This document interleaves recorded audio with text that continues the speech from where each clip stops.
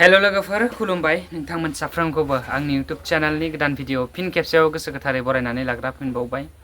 आसा खालामदों नोंथांमोना इसोरनि अननायाव मोजाङैनो दङ आरो आंबो बे समाव मोजाङैनो दङ। नोंथांमोना नायगासिनो दङ नरुन्सव्लग्स यूट्यूब चैनल। बे चैनलाव आं जाहैबाय नरुन केरकाचारि। नोंथांमोननो मोनसे आपडेट होनो फैलायबाय आङो बे समाव। बाथौ ट्रेडिशन आरो कालचारेल सेन्टारनि लिंथुमगिरिया बाथौ धोरोमनि खान्थि बायदियै माइ दुब्लिनिफ्राय माइनाव लायनाय फोरबो फालिदों। बे फालिनाय भिडियोखौनो नोंथांमोननो आङो बे भिडियोनि गेजेरजों दिन्थिलांनो सिगांबाय। नोंथांमोना भिडियोखौ जोबजासिम नाय आरो जायफ्रा चेनेलाव गोदान चेनेलखौ साबस्क्राइब खालामनानै होलांगोन होननानै मिजिंथिबाय आरो जोबथियाव भिडियोखौ नायखांनानै मोनसे मोजां कमेन्ट हरगोन होननानै मिजिंथिबाय।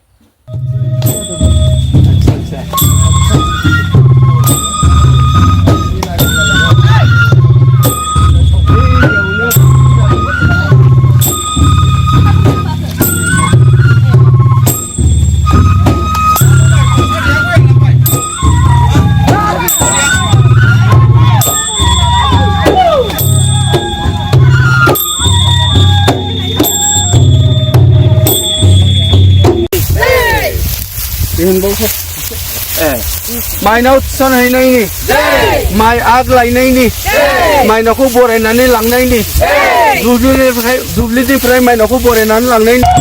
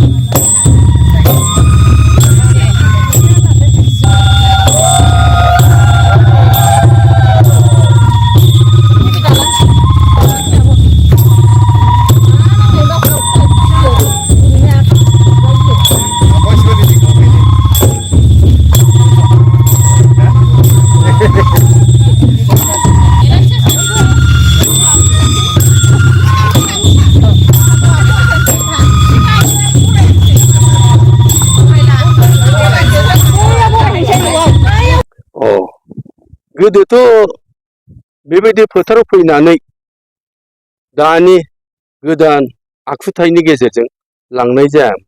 बबेखानि न'खरनि माइनावफ्रा बा हिनजावफ्रा न' बिगोमाया फुङावनो फैनानै बियो माने दनाव बिदिनो आलारि आरो धुप खाथि दै गोथार बेखौ लानानै खासि लानानै फैयोमोन। फैनानै थोंजों गावनि दुब्लियाव थांनानै जेखौ हानो गोसो जादों सानसे सिगां फैनानै नायफैखायो बबेथिं हाब्ला मोजां जागोन, मोनदों ना मोनाखै बेफोरखौ नायनानै थोंजोङै फैनानै हायो। हानानै बेखौ मुथि बायदि खानानै बेखौ माने जियावबो फानामोन गोदो, मुथि बायदि खानानै गोजौआव दनाव दैखांबाय आरो दनाव दैखांनानै आलारि बाथिखौथ' सिगाङावनो सावबाय, खुलुमबाय। बिनिफ्राय आइ माइनावखौ खुलुमनानै बे थोंजों रावजोंबो रायज्लायालासिनो गावनि न'आव थोंजों थांनानै गाव जेराव बाख्रि आगानाव दोनहैयो ना न' सिङाव दोनहैयो बेबायदि लाङोमोन। नाथाय जों एसे दानि मुगायाव जिहेथुके बयबो लेखा गोरों जाजोब्बाय, बुजिनो हाबाय, दा बेखौ मोनसे फोरबोनि गेजेरजों खालामनो थाखाय जोंहा न'खर बिगोमा महिम चन्द्र बसुमतारिया लुबैनायलाय दिनैनि बे आखुथायखौ दिन्थिनाय जादों। मानोना जों दिनैहाय फैबाय, माइनावखौ जोङो बरायबाय, माइनावनाव जों खेमा बिबाय, माबाफोर गेना गोरोन्थि जायोब्ला जाहाथे माइनावा माने दुखु मोना, अख्रा जाया, बिनि थाखाय जों खुलुमबाय, गाबबाय, बिथांनाव आर'ज गाबबाय। बिनिफ्राय जोङो थाव फुननानै बिथांखौ जोङो मोजाङै देलाय आलाय खालामनानै जों हाबाय, हादों। दायो बेखौ माने जिजों फाननानै जों दनाव दैखांबाय।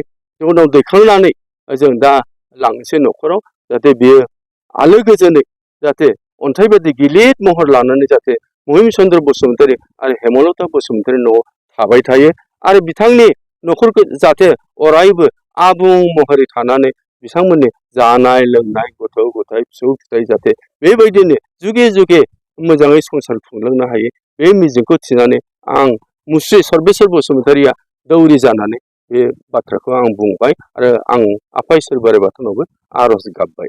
बेसे बुरजा माइखौ हानाय जायो? बेखौ मोननै रोखोमाव हायो, गसा मोनथाम खेबनै, गसा मोनथाम खेबनै माने गसा 6 गसा जाहैबाय आरोखि। बेखौ हानानै जों लाबोनाय जादों। दिनै जों जोसा माइखौ गोदो गोदायबा माइसालिखौ हायोमोन। दा माइसालि माइफोरखौथ' फ्राय खमानो गायसै आजिखालि प्रडाक्सननि थाखाय।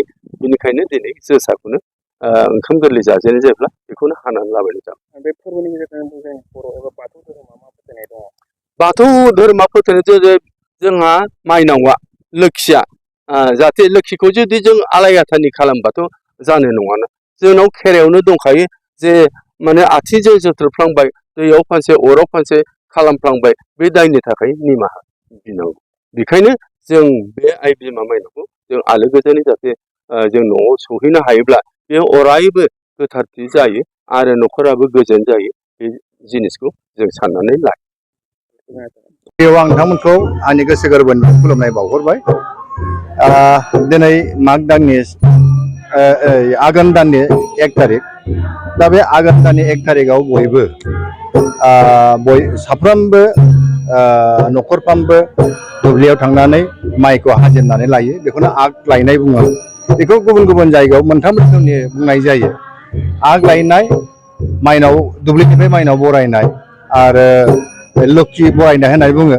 थिग बेबादिनो आंबो सासे बाथौ सिबियारि जानानै क'क्राझार जिल्लानि सिङाव थानाय रामफलबिल आनसलिकनि सिङाव थानाय आफ्ला गामियाव आंहाबो जिहेतु बेहायनो जोनोम मोननायखाय, आं बेवहायनो माइ गायनायखाय, आं जिहेतु क'क्राझाराव थायोब्लाबो आङो आफ्ला गामियाव फैनानै आंनि दुब्लिनिफ्राय माइ आग लायग्रोनाय जादों।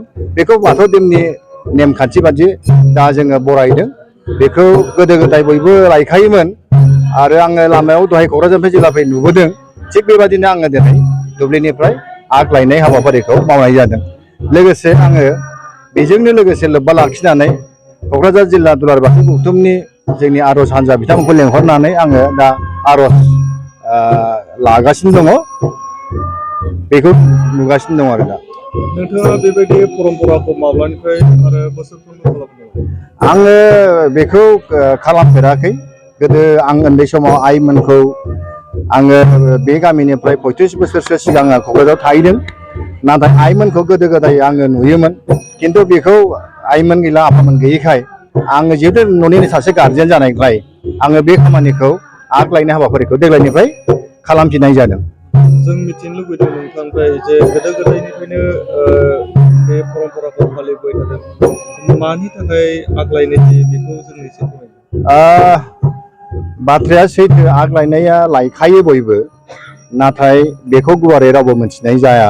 मानो होननानै बेखौ जिहेतु बे आग लायनाय जाहैबाय न'खरनि न'खरगिरि माइनावआ फुंबिलि समाव स्रोद थांखोमानानै माइखौ हानानै लाबोनाय जायो। जाहाथे फैनाय समाव रावबो नुवा बा रावबो बेखौ जंखायनो मोना होननानै फोथायनाय थानायखाय फुङावनो थांनानै लाबोनाय जायो। नाथाय आं दिनै सासे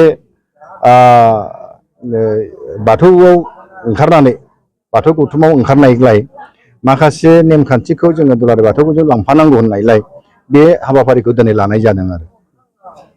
नोंथाङा दि मोजां हाबाफारिखौ लादों बा गोदोनि परम्पराखौ नोजोर बोनानै नोंथाङा देग्लायबो बा दिनैबो बेबायदि मोनसे मेहेरगोनां हाबाफारिखौ लादों। खिन्थु जोंनि बर' हारिनि गेजेराव नोंथांबायदि जिथु दुखुनांथावा बेनो, जों बर' हारिफ्रा माखासे गुबुन हारिनि धोरोम नेमखान्थि लानानै गुबुननिखौसो बांसिन बरायनाय जायो। खिन्थु आङो दिनै बे आग लायनाय माइनाव बरायनायखौ जाहाथे जोंनि बर' हारिफ्रा गोदो गोदायनि नेम खान्थिखौ जाहाथे बयबो बोखांफिनो, बे हिसाबै आं दिनै नैबेखौ बाथौनि नेमखान्थि बादियै आग लायनाय बा माइनाव बरायनायखौ, दुब्लिनिफ्राय माइनाव बरायनायखौ हाबाफारि लानाय जादों। जिहेथु नोंथाङा दुब्लिनिफ्राय आग लायनाय एबा माइनाव बरायदों, माबायदि नेमखान्थिनि गेजेरजों दिनै फुंबिलियाव आङो बेखौ जोंहा मोनसे नियम दङ। दा गामिया जिहेथु जोंना गुदि बाथौखौ फोथायनाय दङ। नाथाय आङो दुलाराय बाथौ गौथुमनि नेमजों आं सिबियो। मोननैबो नियम खान्थिजों बेखौ फालिनाय जादों। माइ हानानै लाबोजेननायाव गुदि बाथौनि नियमनि जाय बिथां दामगिरिमोन, बिथांमोनहा माइनावखौ दामै दामै बरायनानै लाबोदों। आरो आं जिहेतु दुलाराय बाथौ गौथुमनि नेमजों सिबिनायखाय आङो नैबे लामा ससेनिफ्राय दुलाराय बाथौ गौथुमनि नेमखान्थिजों बरायनानै लाबोनाय जादों।